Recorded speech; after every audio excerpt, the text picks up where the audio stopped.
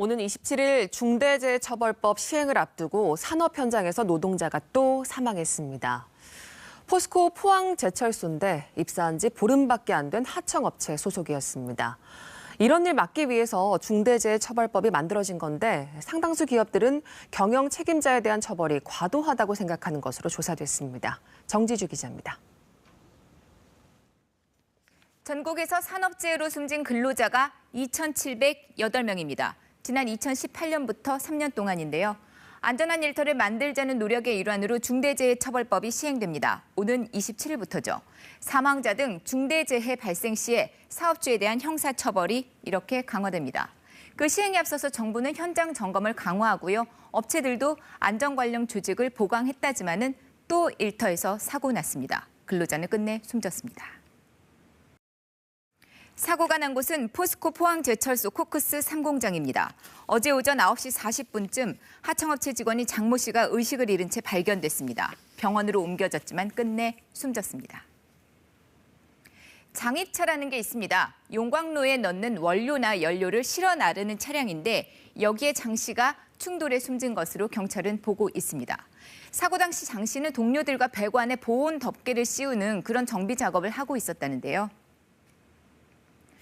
근로자가 작업을 하고 있으니까 이 장입차는 작동 멈춰야 했습니다만 이게 가동 중이었다는 게 노조 측 주장입니다.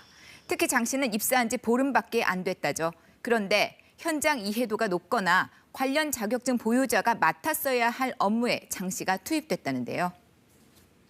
안전지킴이 작업을 지시했던 회사의 잘못된 지시가 이제 청년의 목숨을 앗아간 안타까운 사고였습니다.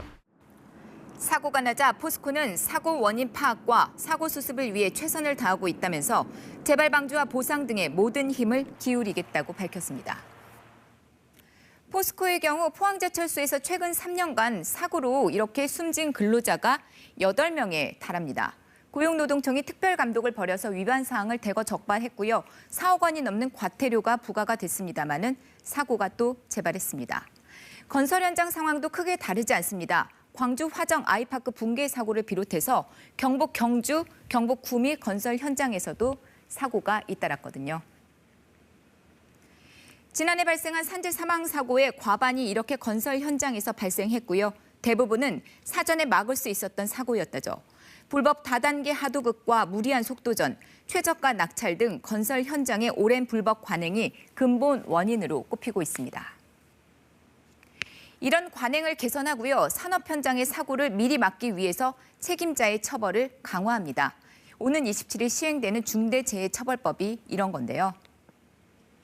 권한을 가지고 있는 분이 직접 안전 문제에 대해서 관심을 갖고 재해를 예방해야 되는 이런 국민적 요구가 있었고요. 하지만 5인 미만 사업장은 면제죠. 50인 미만 사업장은 2024년부터 시행됩니다. 하청이 많은 업종 특성상 중대재해처벌법은 자칫 솜방망이 규제가 될 수 있다는 게 건설 노동자들의 주장입니다. 그래서 국회가 건설안전특별법 처리를 빨리 해야 한다고 말합니다. 모든 공사 주체에 안전 책임을 부여하고요. 안전소홀로 사망사고가 생기면은 형사처벌도 이렇게 강화한다는 내용인데요. 안전하나 3개월에 한 번 그것도 달라고 요구를 했을 때 결국 지급하는 대표를 구속시키자고 요구하는 것이 아니고 보다는 정말 인간답게 일할 수 있는 현장.